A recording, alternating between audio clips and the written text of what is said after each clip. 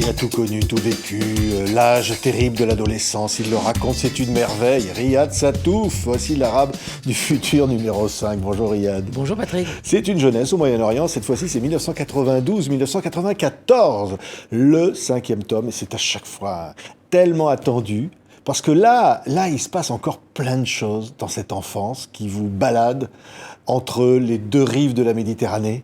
Riyad.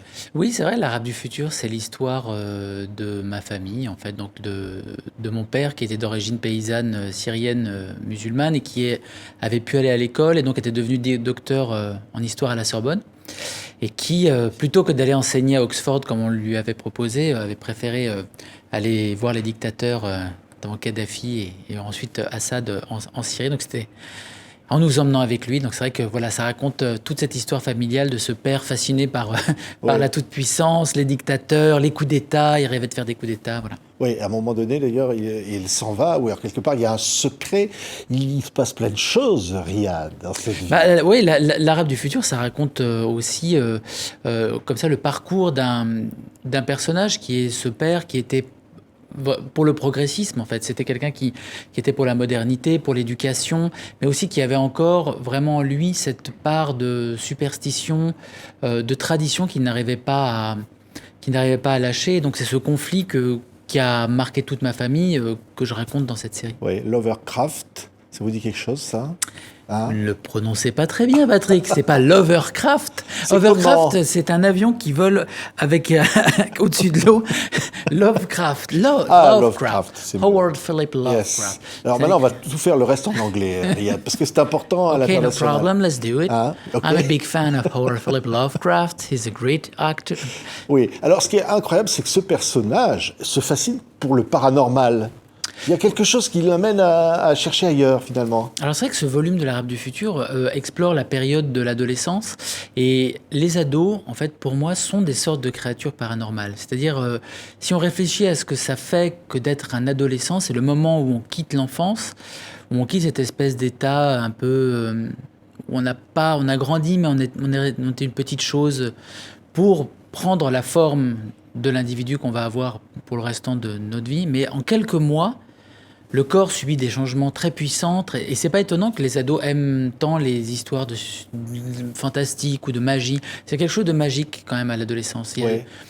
Une semaine, on peut avoir une petite voix et la semaine d'après, soudain, notre voix a mué, on a pris des épaules. Enfin, il y a quelque chose de fascinant. C'est une période que j'adore décrire dans mes livres. Et puis, il y a des influences. Il y a la Syrie, il y a les origines, il y a ce qui se passe aujourd'hui. Enfin, le personnage est pris comme ça dans des influences qu'il faut, j'allais dire, réconcilier. Non, bien sûr. Et c'est vrai que l'Arabe du futur aussi, ça raconte ça. Moi, j'ai grandi dans un milieu très rigoriste, très traditionnel dans ce village que j'ai raconté dans les premiers volumes de l'Arabe du futur, avec mon père qui devenait de plus en plus religieux. Et d'un autre côté, j'avais mon grand-père breton, qui lui était naturiste et complètement obsédé sexuel. Ouais. Et donc j'étais pris entre ces deux pôles, l'un extrêmement... On a les images. Voilà, l'un extrêmement contraignant, horreur, l'autre extrêmement libéré. Et quand on est comme ça pris entre deux feux, la seule solution, et c'est ce que je raconte aussi dans l'Arabe du futur, c'est très difficile de choisir un camp ou l'autre, simplement pour ne pas être déloyal avec l'un ou l'autre. Et donc moi j'ai choisi une autre identité qui a été l'identité des gens qui font des livres. Et c'est vrai que c'est celle que je défends souvent parce que je dis... L'identité, c'est pas forcément ses origines ethniques ou ses origines nationales ou ses origines... moi j'ai choisi le peuple des gens qui font des livres et très tôt à l'adolescence, c'est essentiel. C'est d'ailleurs à ce moment-là que ça se passe, la rencontre avec le dessin. C'est quelque chose, c'est un monde quelque part que le personnage découvre. Alors la rencontre avec le dessin, bien sûr, mais aussi la rencontre vraiment avec l'expression artistique. Alors ça peut paraître pompeux comme ça, mais quand on est ado, on est traversé par de multiples choses. Et ça, moi, je sais que la perspective de savoir qu'il était possible à un moment de ma vie plus tard que je devienne quelqu'un comme Hergé, comme Moebius, comme Saint-Exupéry, c'est-à-dire des gens qui vivaient une vie et toute leur vie, c'était de travailler sur leurs livres, sur leurs trucs. C'était quelque chose qui n'existait pas d'aucun côté de ma famille. Donc, c'était une promesse de... C'était comme un continent à atteindre, voilà. Je sais pas, je voulais raconter ça. Alors, il y a à l'intérieur, évidemment, de l'histoire, quelque chose qu'il nous faut révéler, évidemment, qui est Attention à ne tous pas ceux trop qui liront le divulgacher, livre Patrick. comme ça le sauront avant de le lire. Il faut... Comme on dit, on est d'accord, Yann, on peut le dire, on va révéler ce qui... Allez-y, Patrick. Non, mais non, c'est une blague. Parce qu'il se passe des choses, il ne faut surtout pas révéler. Il faut lire ça. Parce que quelque part, c'est plein de rebondissements. Alors, c'est vrai que l'Arabe du futur, j'ai réfléchi à cette bande dessinée comme une bande dessinée à destination des gens qui ne lisent jamais de BD.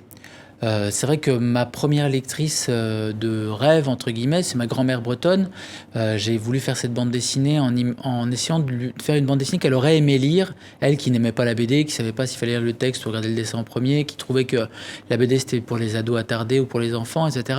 Donc je me suis dit, mais quel style de bande dessinée elle aurait aimé lire? Et donc, j'ai réfléchi à l'Arabe du futur comme ça, c'est-à-dire c'est aussi une histoire avec, en effet, comme vous dites, des rebondissements, mais aussi assez longue à lire, avec plusieurs volumes, beaucoup de pages, beaucoup de textes, des descriptions, etc. Donc c'est vrai que j'ai essayé de faire en sorte que ce soit une série où il se passe pas mal de choses. Oui, alors par exemple, je m'appelle Riyad, en 1992, j'avais 14 ans et je n'étais pas terrible.